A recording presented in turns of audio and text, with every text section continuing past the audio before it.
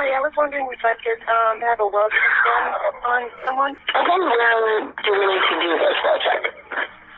Looking for my daughter. It's okay, take a deep breath. She lives there. It's her boyfriend. So where's your wife or your girlfriend? Honestly, she left, and I've been texting her, I've been calling her, and she has not been responding. On a chilling December night, Cedar Park police were informed about a missing woman. But what started as a routine welfare check would spiral into a twisted chain of events, fueled by darkness, allegations, and something far more horrifying that would haunt the officers for the rest of their life. Not there! It all started on December 12, 2019, when a desperate mother called 911 to report her daughter, Amanda Gordon, better known as Mandy, had disappeared without a trace. She'd not just been missing for a few hours, but it had already been 3 days with no sign of her. With little information in hand, officers swiftly arrived at Mandy's residence for a welfare check, only to encounter an unthinkable act by her husband, Samuel Byrd, who had set a bizarre demand for the police. They were to speak only through the window. This strange request from Sam only left the detectives in a more complex situation, making the detectives suspicious about what he might be hiding inside. I'm gonna knock on the door and see if anyone's in there.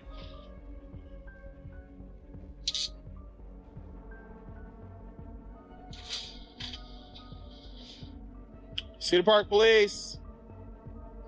Hey, Sam. Sam, can you hear me? Yes, I'm here. Okay. Hey, man. Hey.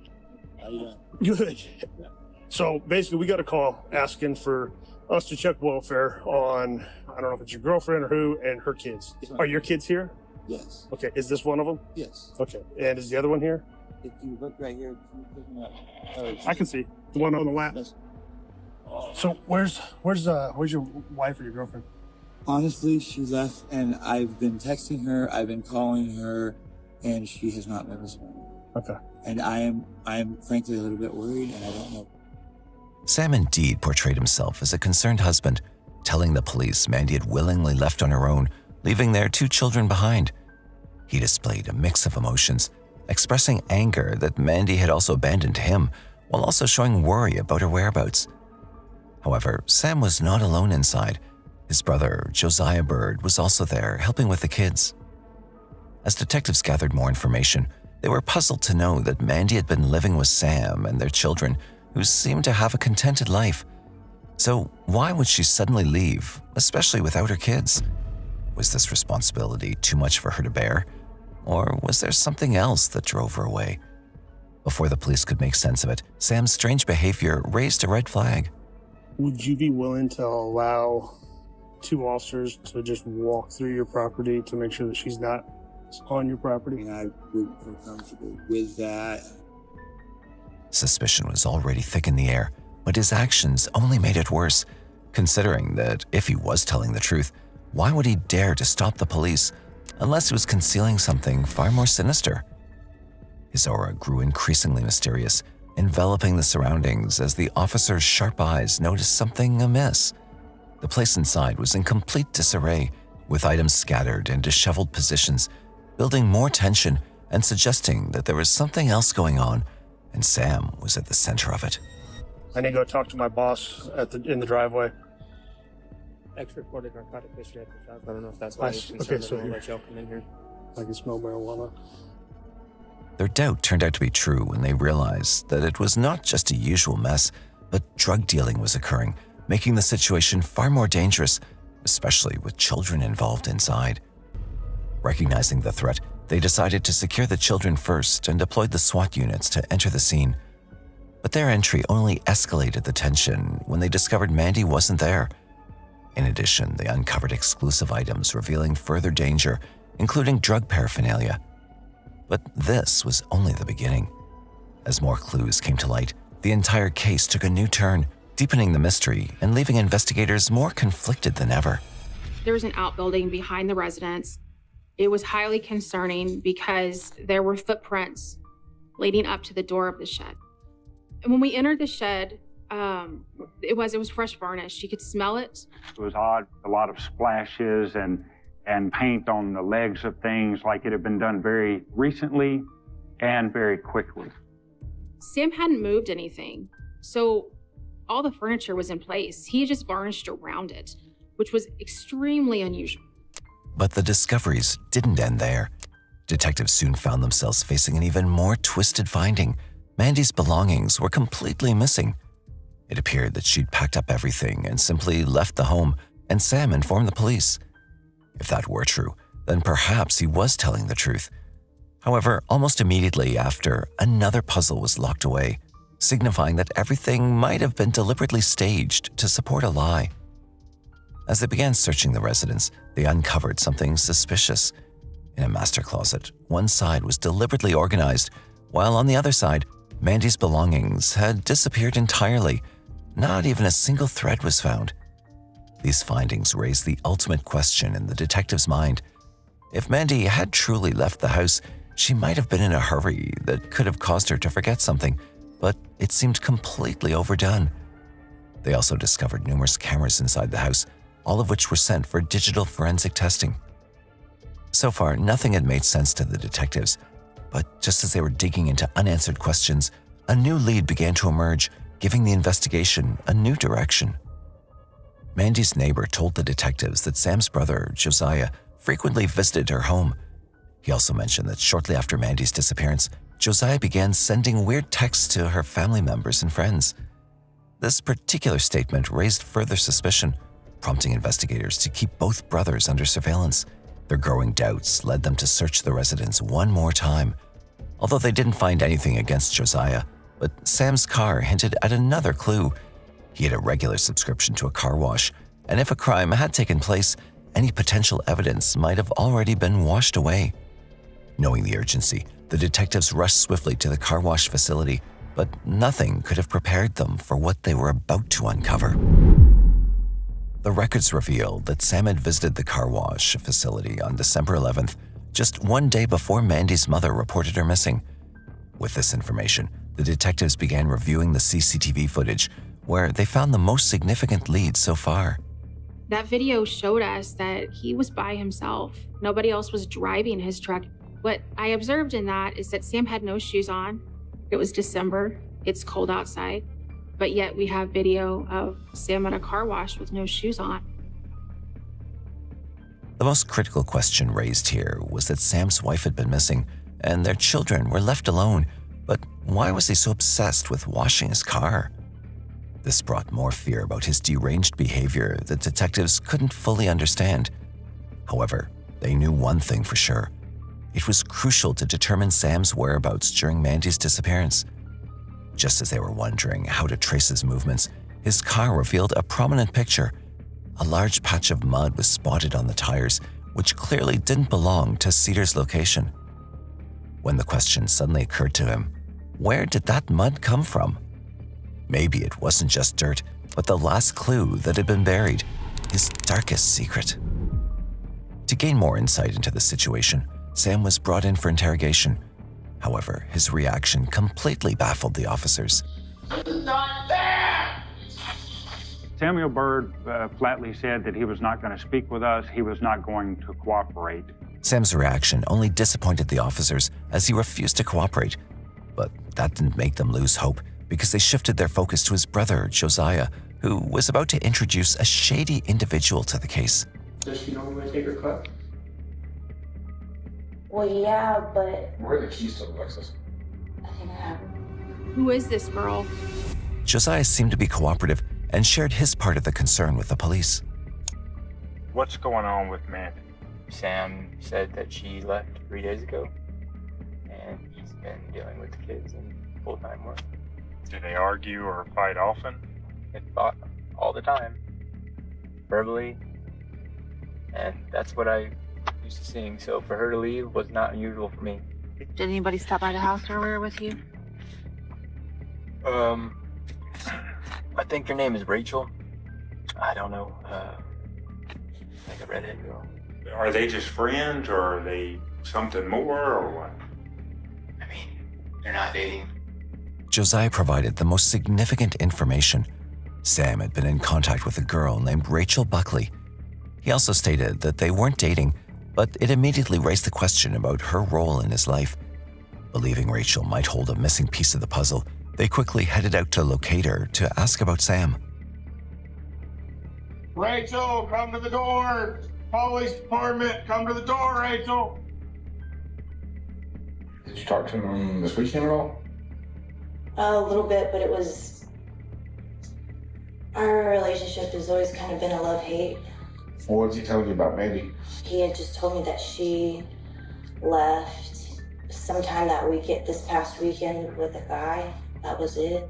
She'd done it before multiple times and come back. Rachel was indeed shocked to see the officers and quickly realized they were there to ask about Sam. Still, she believed that Mandy had intentionally run away, as she had done in the past, so it was nothing unusual to her, knowing she was missing. And if anyone thought Rachel was genuinely concerned, her following statement would make her interest very clear. Does she normally take her car? Well, yeah, but... Where are the keys to the Lexus? I think I have them. Even though she initially showed some interest, it didn't take long before she dropped a bombshell that turned the entire investigation on its head. She delivered the crucial details that Sam had once handed her a mysterious bag, asking her a favor to hide it somewhere. Later, he personally accompanied her to the isolated place known as Lago Vista, where, under his guidance, she stashed the items, believing it was just a simple favor. However, at this moment, the detectives were unaware that these findings would be the biggest breakthrough ever, leading them straight to the hidden site of the crime. The officers quickly arrived at the location, where they found a mysterious bag containing an incriminating sign of a crime. The gallon Ziploc bag contained a 9mm semi-automatic pistol, which appeared with a broken handle, along with a fired shell casing. This chilling sight escalated even more when they also discovered a phone with what appeared to be blood on its lenses, revealing a sinister act. This shocking piece of revelation wasn't over yet. Rachel stepped forward with one final detail that would deliver the ultimate blow. She was ready to discuss the bag she'd received from Sam, and especially her relationship with him. I had made a decision to kind of cut ties with Sam because him and I have been romantically involved. Not at the same time as Mandy. They had broken up. So he invested, from what I know, like $200,000 in a business deal this year. What I was told was it was an investment in a recycling business. Basically what he told me, this bag will prove my innocence, will set me free. Would you mind elaborating on that as best you can? He has been concerned about a business deal that had gone wrong at the beginning of this year. So he felt like he had a price on his head because of this business deal. She explained about a business deal involving two brothers in Bastrop County, Texas. This raised further alarm bells for them, as this bad business deal could have cost Mandy her life. To dig deeper, detectives began to search into the connection between Sam and these mysterious brothers. Soon enough, they stumbled upon evidence that could establish their connection in depth. On December 9th, just 2 days before Sam's visit to the car wash, a toll booth camera had captured his pickup truck heading toward Bastrop at 10:41 p.m. To trace his movements that night, officers retraced the route and checked nearby gas stations. Eventually, they found a surveillance video that could hold the answers to all their questions related to the investigation. What's helpful is Sam had that ridiculously large wrap on his truck that made his truck extremely identifiable, even from a distance. We did confirm that Sam Byrd vehicle on the 9th of December traveled south. If Sam had taken that route, he would have ended up in Bastrop County. Now, investigators needed to determine exactly where he'd gone and how he'd ended up with mud all over his truck. Then came a crucial clue that helped trace his path. Another toll booth camera picked up his truck a second time, nearly 12 hours later, on December 10th. By 11 a.m., he was spotted again at the same gas station surveillance, this time heading back.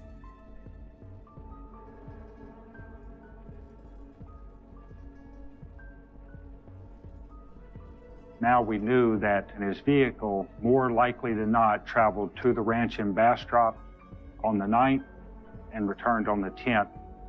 It was now confirmed that he'd gone to the ranch on December 9th and returned the next morning. But the question remained, what was he doing there for nearly 12 hours? With such a vast area to cover, finding answers wouldn't be easy. Investigators had to narrow their search, and that's when they decided to use a tactic, one that could lead them straight to the truth. In the days following the initial disappearance of Mandy, we sought the help of the local media, asking if anybody had any information or had any knowledge to please reach out to us in regards to the whereabouts of Mandy. Through this tactic, investigators received an anonymous tip about Sam. The caller revealed that he'd been involved in a business partnership connected to a single recycling facility located in Bastrop, Texas. Rachel had also provided information that there was some form of partnership with people that were in Bastrop. So that became our priority, was to investigate the ranch in this location. Armed with these new details, investigators managed to trace a phone number that led them directly to one of the brothers. The brothers agreed to let the officers visit the ranch for further investigation. However, unbeknownst to them, they were going to uncover something that would stun them to the core. As they arrived at the ranch, subtle but telling clues began to surface, each one tying Sam directly to the property and the day of the murder. He told us that yes, he knew Sam. They had been business partners for quite some time. When I traveled out to Bastrop, what immediately caught my attention and stuck out to me was the dirt. The color of the soil on the ranch matched the mud found on Sam's pickup at the car wash on December 11th. The brothers admitted that Sam had been to the property multiple times. But then came the most shocking revelation, one that would turn the entire case on its head. The brothers explained that Sam had a mobile home on this property that he used as a place to bring women and be romantically involved with and things. One of the brothers revealed that on December 9th, he revealed a text from Sam asking him to come out and burn some trash. He agreed, thinking nothing of it, and didn't press for details. But what investigators uncovered next was far more terrifying than anything they'd anticipated. There was flames in the air about 10 feet high, and he yelled at him that he needed to leave, but he didn't immediately leave. So that became our first stop. Mr. Martinez showed us where the burn pit was. It was a very large, probably 125 to 150 foot diameter area where it looked like things of all sorts had been burned at some point. Within 5 or 10 minutes of sifting through the very top portion of the dirt, we began to find very small pieces of white fragmented bone that appeared to be human in nature. The evidence suggested that something horrific had taken place on that property. But then came the most damning discovery, one that would shatter everything. We were able to confirm that those were human bone fragments. One search and rescue told us that the cadaver dogs did alert to a pond through a wooded area. The brothers had explained that they had seen Sam traveling back and forth towards this area multiple times while the fire was going. It was too shallow and muddy for divers to go in such as they would a lake, so we were going to have to actually drain the pond.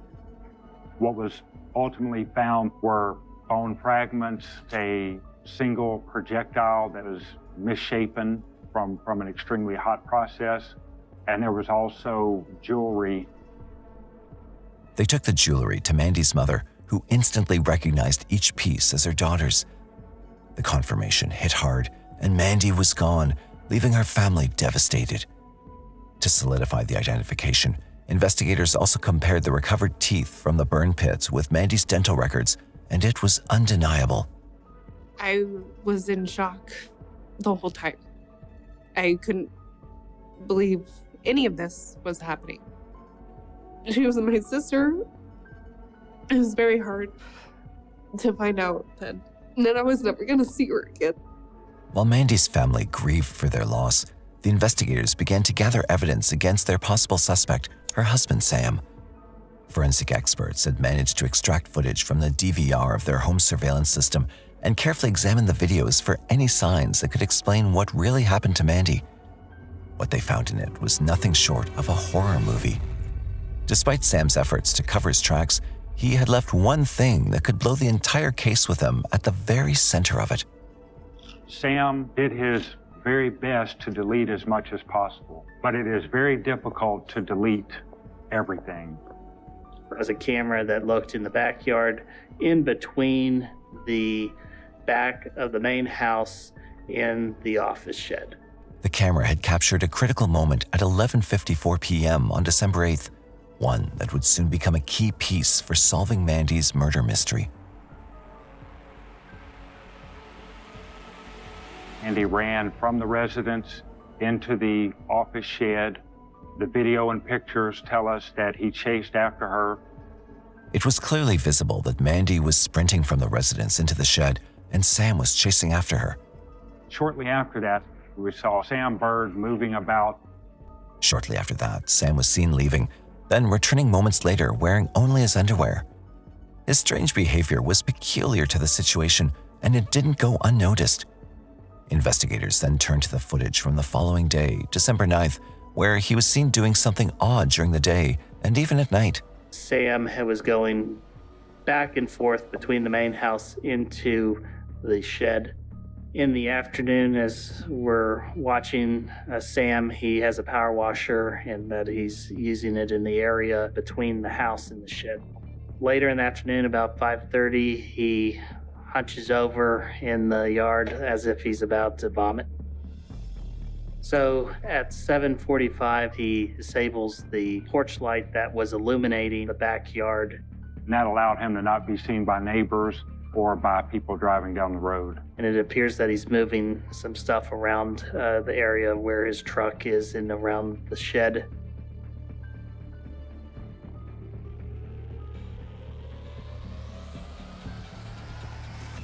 He then unplugs the cameras, dismantling his own security system in an attempt to erase any evidence of what happened to Mandy. But he missed one crucial detail, which became the holy grail for the officers, leading to the biggest breakthrough. The interesting thing about some of these systems is that when it sees movement, it will take a snapshot and send it to your mobile device. It's got a screenshot of the beginning of the video. If you delete the video itself, it doesn't delete those same thumbnails. We were able to locate 4 photos. Mandy is running. It's kind of hard to make her out because her image of her body is in motion. We don't see Sam in that photo. The next one, we see Sam crouched over on the right side of the frame. We see legs. We see a pool of what appears to be blood on the other end of the room. There's also, looks like a shattered piece of wood that's near that small pool of blood by that desk. In the snapshots, it was clear that Sam had committed an unthinkable act. We see Mandy's body pulled a little bit farther away from the door into frame. He's crouched over her. You see obvious trauma around the head area and a significant amount of blood. The next photo is him out. He's just in his underwear. He's stepping around Mandy. We see a huge amount of blood. We have 4 photos of the actual murder itself occurring inside the shed. And we now know that Sam Byrd had committed the murder and taken the life of Mandy Gordon. With all the damning evidence, Sam was charged with felony murder of his partner Mandy. Happy that surveillance video worked, that the cameras actually recorded. The images that were collected from Sam's phone were crucial in his conviction. Him standing over Mandy in the shed. And with video and surveillance from the gas stations that he drove past to get to the ranch where he disposed of her, it was essential to the investigation. Although he didn't provide any reason or details about the murder, the police had their own theory. On the day that Mandy was murdered, she got home on the 8th, went inside, had some sort of conversation with Sam Byrd. There was an argument, and I'm sure it's about their relationship. I believe this very much angered Sam, who retrieved a pistol, threatened Mandy with the pistol. I believe at that point, Mandy ran from the residence into the office shed. He chased after her, followed her to the back of the shed. Most likely, he struck her on top of the head with the butt of the pistol. He hit her in the corner of the room. I think that's what broke the pistol, and I think that's what caused that amount of blood. And I think as she left, he shot her. Shot her in the head, and she dropped right where we see her in the screenshots. Once Sam took Mandy's life, I don't believe he had a specific plan. He needed to hide her body. Sam's own surveillance system captured him cleaning up after the murder. Later, he's seen disabling the cameras and loading Mandy's body into his truck, unaware he's just recorded the very evidence that would expose him. He was able to get Mandy into the bed of his truck, load all of this stuff so she wouldn't be seen, drove her body to the burn pit at the ranch in Bastrop, used gasoline to pour over, continuously set fire to her body, reducing it to small bone fragments and ash. They found no evidence that Josiah Byrd, his brother, or Rachel Buckley were involved in the crime. They also found no evidence to suggest that the brothers were engaged in shady business practices. The only charges that were brought were against Sam Byrd. Rachel Buckley was utilized as a witness. Josiah Byrd was also used as a witness. The business partners were also involved as witnesses. All roads led back to Sam Byrd, and he was the one charged with Mandy's murder. On November 14th, 2022, 3 years after the incident, Samuel Byrd was charged with Mandy's murder, and he pled guilty. Following his plea, he received a 45-year imprisonment sentence. As of now, he's serving a sentence at Mark W. Stiles Unit in Beaumont, Texas.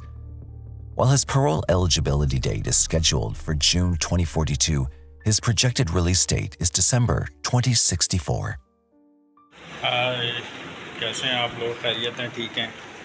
मैंने कहा यार एक video बना लूं आप लोगों के लिए, और ये है कि वीडियो बना के थोड़ा बहुत कुछ कर लेते हैं। तो ये वीडियो देखें आप लोग, ये क्या चीज़ है? हाँ, ये तो स्क्रीनशॉट लिया हुआ है सर। खैर, और मैं अपने सोलर को देखने आया हूँ। चप्पलें मेरी नहीं मिल रही हैं अभी तक। चप्पलें मेरी कहाँ हैं?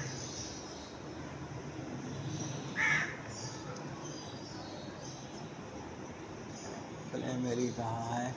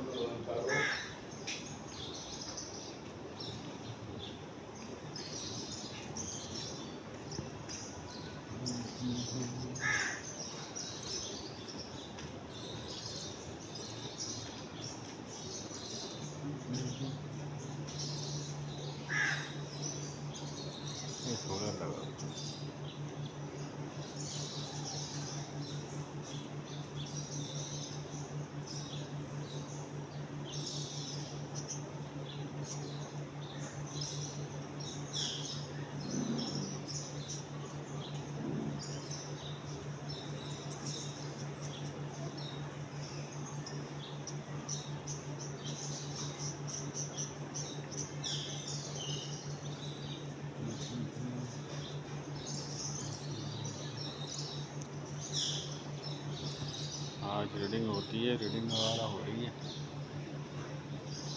आज रीडिंग होती है, अगर निकल गया कहाँ है?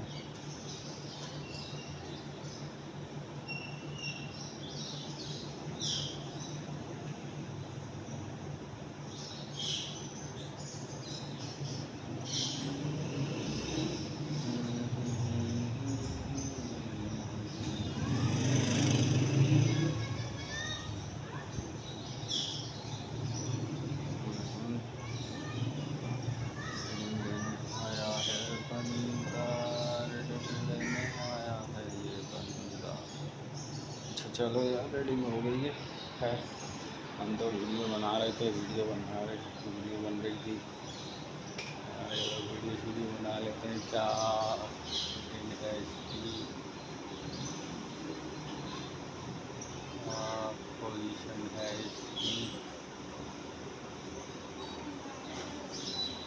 इसकी पोजीशन क्या है, थोड़ा थोड़ा, अरे ग्रीन से कम हो गया है।